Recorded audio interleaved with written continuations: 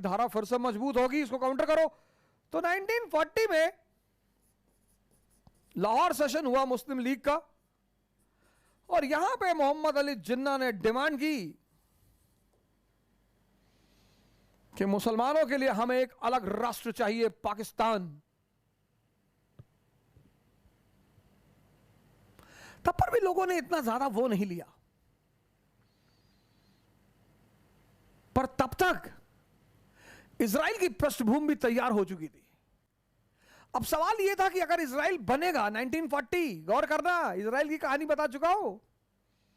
1940 में यह भी क्लियर हो चुका था कि इजराइल बनेगा, क्योंकि अब यूनाइटेड स्टेट्स ऑफ अमेरिका को ईस्टर्न क्वेश्चन में आना ही था। 1941 Pearl Harbor, America second world war में एंटर कर चुका था। 1926 डाउस प्लान, अमेरिका पूरी पैसा बांटना शुरू कर चुका था, अमेरिका महाजन बन चुका था, और उसे भी ईस्टर्न यूरोप में बैठना था। और ब्रिटेन के कंधे पर सर रखकर उसने अपने बैठने की जगह भी तैयार कर ली थी। पैलेस्टीन को उसने निशाना भी बना लिया था। उसे पता था कि अगर इजराइल बनेगा तो सारे मुस्लिम एक हो जाएंगे।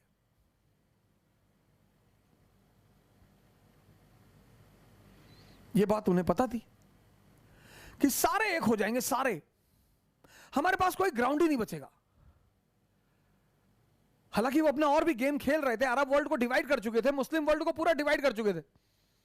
इनके पास तेल था, इन्हें वो तेल निकाल लेना था, इनका भी निकाल लेना था, जमीन का भी निकाल लेना था, इनको पैसा देना था, पैसा वापस लेना था। सर अगर आप मिडिल ईस्ट की हिस्ट्री पढ़ो ना, पिछले 70 साल की, आपको इतनी हंसी आएगी सर, आप हंसेंगे कि ये मिडिल ईस्ट, यहां पे कोई एक आदमी अच्छा सोचता था सर, उसको मार डाला इन लोगों ने, ढूंढ के मारा उसे। उस आदमी ने पकड़ लिया था उस गेम को, ओसामा बिन लादेन। उस आदमी ने वो गेम पकड़ लिया था कि इन्होंने हमें अपने संरक्षण में लिया, हमें डिवाइड किया, एक दूसरे से लड़ाया, और हमें हथियार बेचा, हमें कॉलोनाइज किया, हमें गुलाम बनाया। उसने वो जो हिडन इंपीरियलिज्म का कॉन्सेप्ट है वो पकड़ लिया। सद्दाम हुसैन पकड़ लिया था उसने, इन लोगों ने पकड़ लिया, समझ गए थे ये लोग, ये सब मारे गए सर, ये सब मारे गए। 1940 इजराइल की भी बैकग्राउंड तैयार है सर। तो इन्हें लगा बॉस इंडिया में तो खेल चल ही रहा है, अगर हम मुसलमानों का एक देश बनवा दें तो हमारे पास एक सॉलिड ग्राउंड हो जाएगा इजराइल को बनाने का। यह पहला रीजन था। दूसरा रीजन,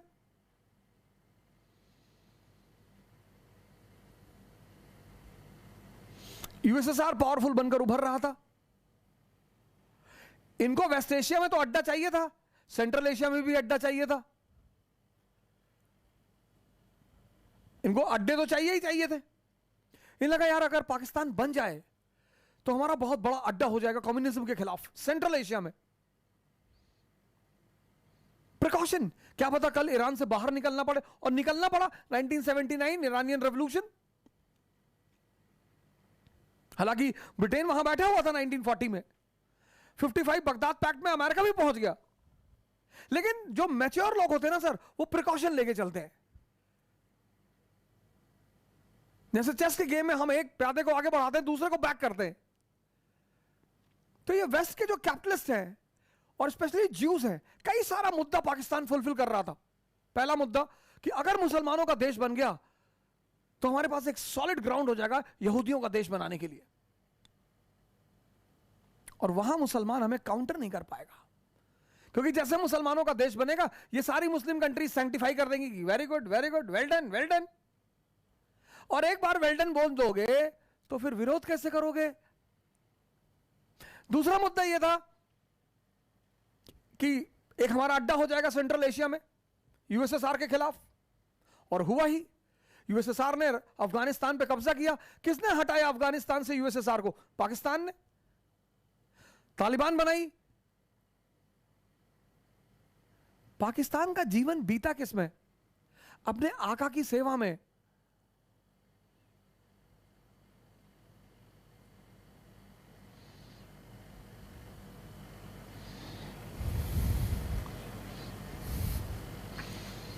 चौथा बात यह था, इन केस पूरी एशिया अगर कम्युनिस्ट हो जाए, इन केस, रेड वॉल वाला कॉन्सेप्ट मैंने आपको बताया।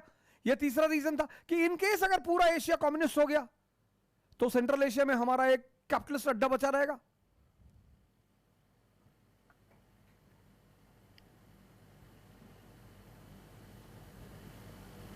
और सबसे बड़ी बात, पाकिस्तान बनाने के रीजन, पहला रीजन, इजराइल का रास्ता खुल जाएगा, क्योंकि अगर मुसलमानों का देश हो सकता है तो यहूदियों का भी हो सकता है। दूसरा रीजन, सेंट्रल एशिया में अड्डा, बेस इन सेंट्रल एशिया। चौथा रीजन, प्रिकॉशन अगेंस्ट कम्युनिज्म।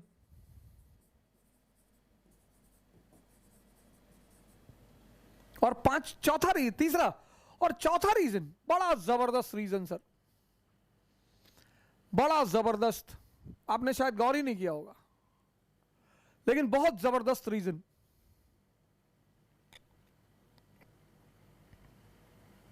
कि भारत को आजाद कर देंगे, भारत के पास रिसोर्सेस है, कॉटन है, कोल है, आयरन है, ह्यूमन रिसोर्स है, काबिल नेता है। तो जो हाल यूएस का हुआ 1787 में, हमने यूएस को आजाद कर दिया और फिर यूएस सुपर पावर बन गया। और आज हम अगर भारत को आजाद कर देंगे बिना किसी टेंशन के, तो ये तो दूसरा यूनाइटेड स्टेट्स ऑफ अमेरिका बन जाएगा। क्या कमी है इसके पास? और पाकिस्तान अगर भारत में रहेगा तो भारत की सीमा ईरान से मिलेगी, एनर्जी भी मिलती रहेगी, ऑयल भी मिलता रहेगा, नेचुरल गैस भी मिलता रहेगा। ये अमेरिका की कहानी दोहराना नहीं चाहते थे, क्योंकि उनको पता था कि भारत के पास सारी क्षमता है। एक गलती ये कर चुके थे पीछे,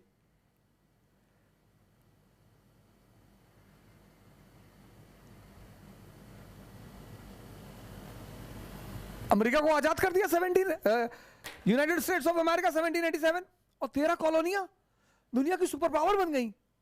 क्यों? ह्यूमन रिसोर्स, कॉटन, कोल, आयरन, एनर्जी। तो कहीं भारत दूसरा यूनाइटेड स्टेट्स ऑफ अमेरिका ना बन जाए। पता लगा अभी हम दो लंबरदार लड़ रहे हैं, एक तीसरा लंबरदार खड़ा हो जाएगा, फिर क्या करेंगे? बोले बॉस एक काम करो, उलझा दो। यूएस की स्टोरी रिपीट नहीं करना चाहते थे।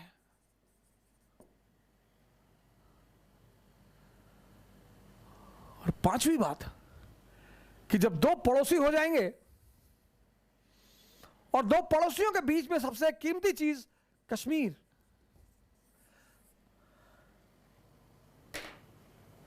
अल्लामा इकबाल साहब की कैलकुलेशन फेल कर गई।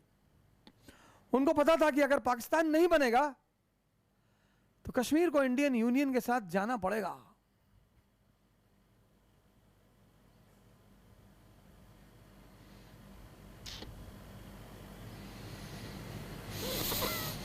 तो कश्मीर को इंडियन यूनियन के साथ जाना पड़ेगा। Kashmiris are one of the most intellectual people in this world. हमारी सेपरेट आइडेंटिटी बचेगी नहीं।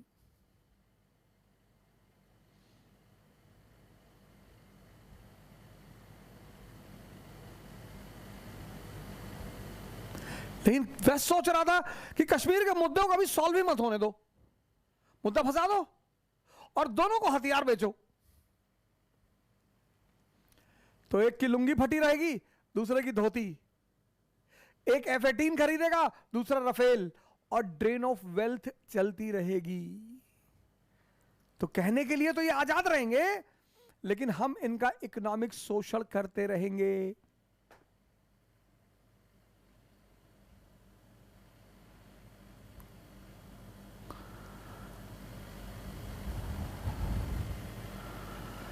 इस देश के लोग परेशान हैं।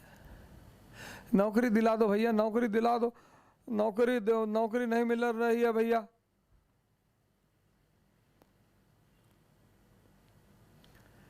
इस देश में शिक्षा का बस एक ही उद्देश्य है, नौकर बनाना, नौकर। और इतने खुश हैं इस देश के लोग नौकर बन के। नौकरी करना बुरी बात नहीं है, बॉस साहब ने भी की, रिजाइन कर दिया।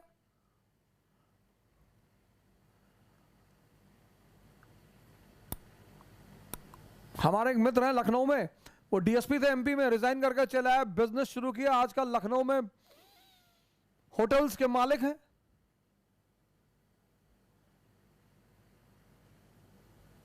रेस्टोरेंट्स, बियर बार।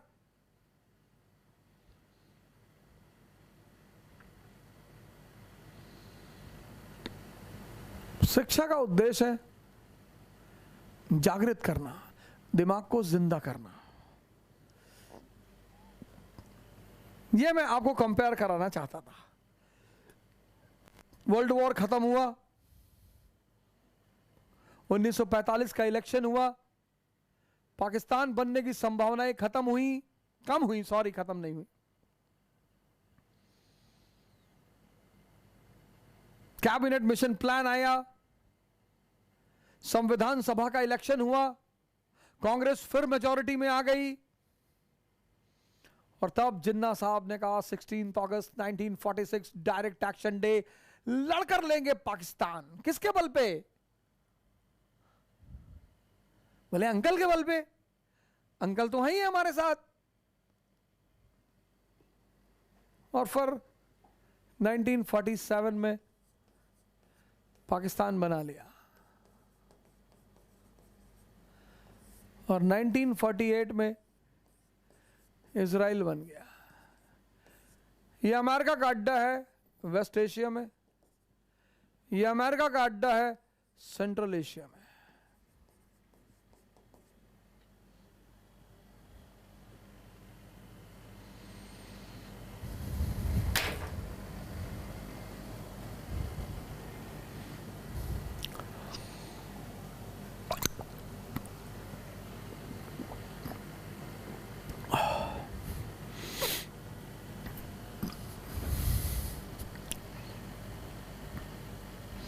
हमारे देश में लोग ह्यूमैनिटीज के जो सब्जेक्ट होते हैं उनको बड़ी घृणा की निगाह से देखते हैं। अगर आप बीए कर रहे हो ना तो आपको समझेंगे बर्बाद आदमी, आपको तो वैल्यू ही नहीं मिलेगी समाज में। बीए मतलब बर्बाद आदमी। अब तो एमबीए भी उसी कैटेगरी में आ गया, महाबर्बाद।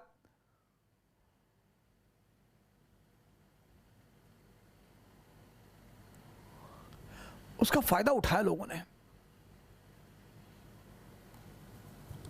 इतना दुष्प्रचार, इतना दुष्प्रचार, इतना दुष्प्रचार। परसों से हमारी सीरीज एंशिएंट इंडिया की शुरू होने जा रही है। एंशिएंट इंडिया की पूरी आर.एस. शर्मा, पूरी खुद भी पढ़िए, हर आदमी को शेयर करिए। देखिए जातिवाद कैसे पैदा हुआ, क्या था जातिवाद, वर्ण व्यवस्था कैसे पैदा हुई, क्या थी वर्ण व्यवस्था।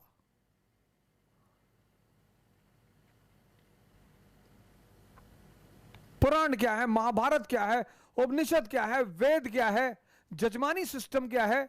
ब्राह्मणों ने नहीं पैदा की जाति व्यवस्था, जजमानी सिस्टम ने पैदा की। और जजमानी सिस्टम किस वजह से पैदा हुई? सामंतवाद की वजह से। वो जो तुम कहते हो ना शंभूक प्रसंग, वो सामंतवाद का प्रसंग है, वो तुलसीदास का प्रसंग नहीं है। रामायण प्रतिनिधि किसकी है? सामंतवादी व्यवस्था की। मनु स्मृति प्रतिनिधि किसकी है? सामंतवादी, ब्राह्मणों की प्रतिनिधि नहीं है।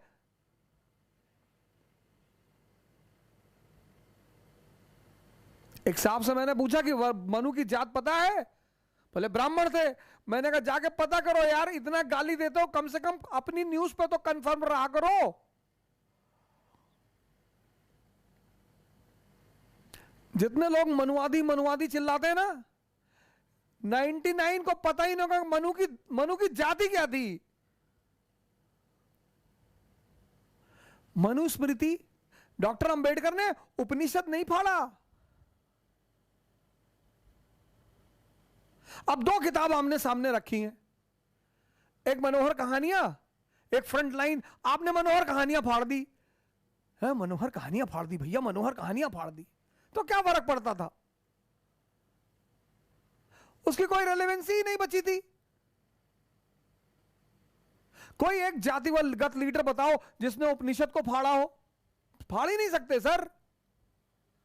इतनी बड़ी धरोहर है मानवता की।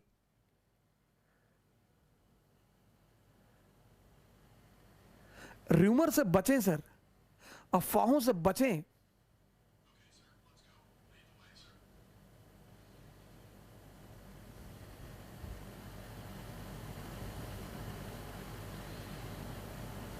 और कम से कम जो इस देश का युवा है,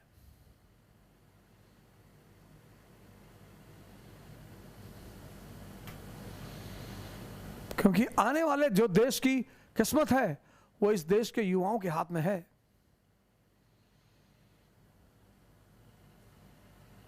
शक्ति पैदा करिए सर, कम से कम शारीरिक और मानसिक पैदा करना तो आपके हाथ में है ही है। और शारीरिक मानसिक पैदा हो गई, उत्साह अपने आप पैदा हो जाएगा। फिर कुछ ना कुछ तो अच्छा करोगे ही ना।